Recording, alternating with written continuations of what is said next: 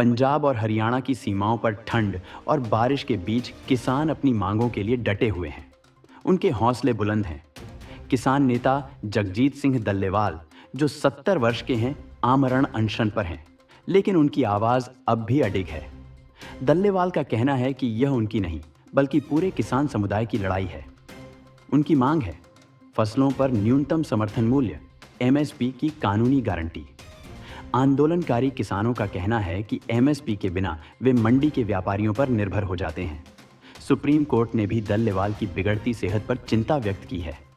पंजाब के अधिकारी अनशन समाप्त करने की अपील कर चुके हैं, लेकिन केंद्र सरकार की ओर से अब तक कोई ठोस कदम नहीं उठाया गया है। किसानों का कहना है कि अगर सरकार अन्य क्षेत्रों में भारी निवेश कर सकती है, तो कृषि को प्राथमिकता क्यों नहीं दी जाती? एमएसपी उनकी आर्थिक सुरक्षा का कवच है।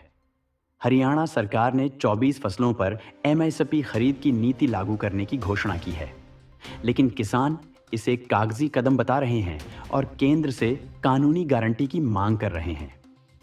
2020 से 21 के आंदोलन में 700 से अधिक किसानों की जान गई थी।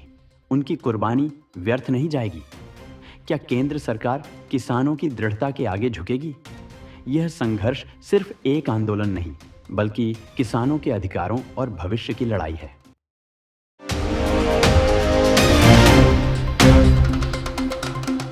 तिरुपति में वैकुंठ द्वार दर्शन के दौरान मची भगदड़ ने श्रद्धालुओं की खुशियों को मातम में बदल दिया। इस हादसे में कम से कम 6 श्रद्धालुओं की जान चली गई और दर्जनों घायल हो गए। सैकड़ों श्रद्धालु वैकुंठ द्वार दर्शनम के टिकट के लिए जुटे थे, जब अचानक भगदड़ मच गई।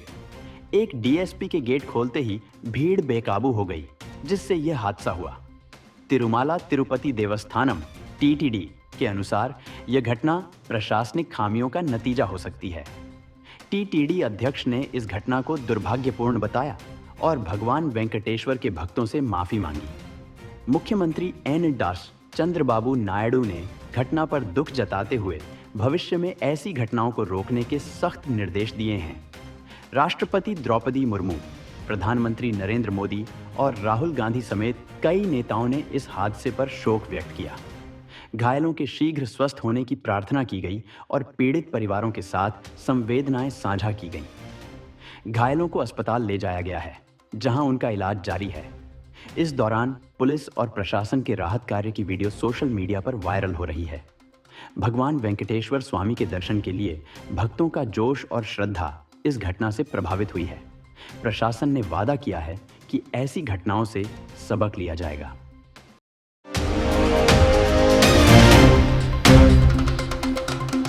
भुवनेश्वर, ओडिशा में आयोजित 18वें प्रवासी भारतीय दिवस सम्मेलन में प्रधानमंत्री नरेंद्र मोदी ने ऐतिहासिक और प्रेरणादायक संबोधन दिया।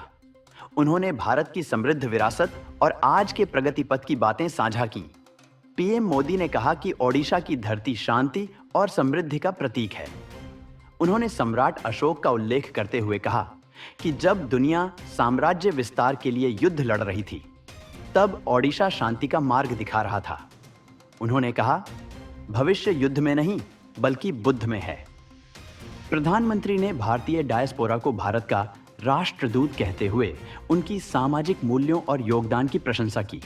उन्होंने कहा, हम जहां भी जाते हैं वहां की संस्कृति और नियमों का सम्मान करते हैं, लेकिन हमारे दिल में भारत हमेशा धड़कता है। पीएम मोदी ने भारत की प्रगति का उल्लेख करते हुए कहा कि पिछले 10 सालों में 25 करोड़ भारतीय गरीबी से बाहर निकले हैं। भारत दुनिया की 5वीं सबसे बड़ी अर्थव्यवस्था बन चुका है और जल्द ही 3री सबसे बड़ी अर्थव्यवस्था बनेगा। मेड इन इंडिया की सफलता पर जोर देते हुए प्रधानमंत्री ने कहा, आज भारत अपने फाइटर जेट और जल्द ही यात्री विमान भी बनाएगा। वो दिन दूर नहीं जब प्रवासी भारतीय मेड इन इंडिया प्लेन से भारत आएंगे। प्रधानमंत्री मोदी के इस संदेश ने प्रवासी भारतीयों को गर्व और प्रेरणा से भर दिया। यह सम्मेलन भारत की गौरवशाली परंपरा और उज्जवल भविष्य का प्रतीक बन गया।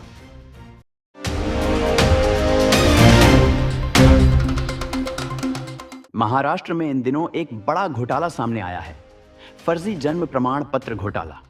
इस घोटाले ने मालेगांव के बाद अब अमरावती को भी हिलाकर रख दिया है।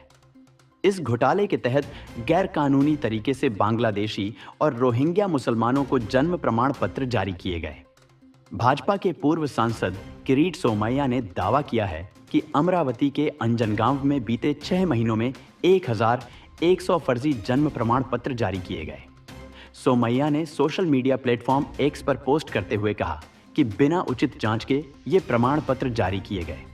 इससे पहले मालेगांव में करीब 1000 लोगों ने फर्जी जन्म प्रमाण पत्र प्राप्त करने के लिए खुद को बांग्लादेशी रोहिंग्या बताया था। महाराष्ट्र एटीएस ने पूरे राज्य में अभियान चलाते हुए पिछले 1 महीने में 60 बांग्लादेशियों को गिरफ्तार किया है। इनमें मुंबई, नवी मुंबई और ठाणे जैसे क्षेत्रों से सबसे ज्यादा गिरफ्तारियां हुई हैं। महाराष्ट्र के मुख्यमंत्री देवेंद्र फडणवीस ने मामले की गंभीरता को देखते हुए एसआईटी जांच के निर्देश दिए हैं। यह सुनिश्चित किया जा रहा है कि ऐसे अवैध दस्तावेज बनाने वालों के खिलाफ कड़ी कार्रवाई हो। यह घोटाला न केवल प्रशासन की लापरवाही को उजागर करता है, बल्कि देश की सुरक्षा के लिए भी एक गंभीर चुनौती पेश करता है। सरकार इस पर सख्त कदम उठाने की बात कर रही है।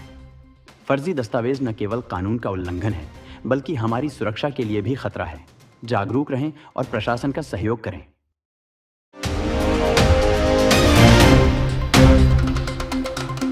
डॉक्टर भीमराव अंबेडकर संविधान निर्माता, समाज सुधारक और धर्मनिरपेक्षता के प्रबल समर्थक, लेकिन आज उनके विचारों को तोड़ मरोड़ कर पेश किया जा रहा है। क्या अंबेडकर हिंदू राष्ट्रवाद के समर्थक थे? आइए इस गलत फहमी को दूर करते हैं। अंबेडकर ने हमेशा जातिवाद और मनुवाद का विरोध किया। 1957 में उन्होंने मनुस्मृति का सार्वजनिक रूप से दहन किया। इसके विपरीत आरएसएस और सावरकर ने मनुस्मृति को हिंदू राष्ट्र का आधार बताया। अंबेडकर ने हिंदू कोड बिल लाने का प्रयास किया, जो महिलाओं को अधिकार देने वाला बड़ा कदम था। लेकिन आरएसएस और दक्षिणपंथी ताकतों ने इसका जोरदार विरोध किया। इस विरोध से निराश होकर उन्होंने मंत्रिपरिषद से इस्तीफा दिया। अंबेडकर ने 1935 में साफ कहा, मैं हिंदू के रूप में नहीं मरूंगा। उन्होंने बौद्ध धर्म को अपनाया, क्योंकि उसमें समानता, स्वतंत्रता और करुणा के मूल्यों का सम्मान था। आज कुछ लोग अंबेडकर को हिंदू राष्ट्रवाद से जोड़ने की कोशिश कर रहे हैं। प्रतिमाओं और संग्रहालयों से उनकी विरासत का सम्मान किया जा सकता है, लेकिन उनके विचारों की अनदेखी करना विडंबना है। अंबेडकर ने कहा था, संविधान केवल एक कागज का दस्तावेज नहीं है, यह हमारे लोकतांत्रिक और धर्मनिरपेक्ष मूल्यों की आत्मा है। हमें उनके विचारों को समझने और सहेजने की जरूरत है।